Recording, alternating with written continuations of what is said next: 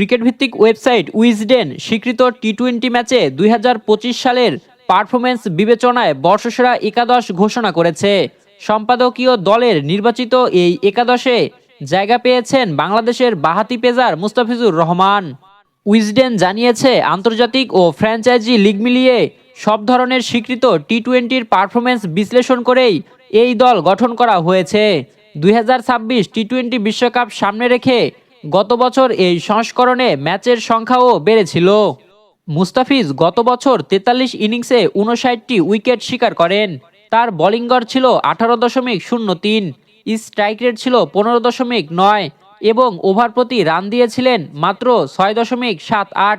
অন্তত ১৫০ ওভার বল করা বোলারদের মধ্যে তার গড় ছিল সেরা। উইজডেনের মতে বছর জুড়ে তিনি রান আটকে রেখেছেন এবং নিয়মিত উইকেট তুলে নিয়েছিলেন। স্ট্রাইক রেটে শুধু জেসন হোল্ডারই তার চেয়ে এগিয়ে ছিলেন। বর্ষসেরা এই একাদশে ওপেনিংয়ে আছেন ভারতের অভিষেক শর্মা ও ইংল্যান্ডের ফিল সল্ট। মিডিল অর্ডারে ডেওয়াল্ড ব্রেভিস, ডোনোভান ফেরেরা ও টিম ডেভিড। অলরাউন্ডার হিসেবে দলে জায়গা পেয়েছেন স্যাম কারান ও জেসন হোল্ডার।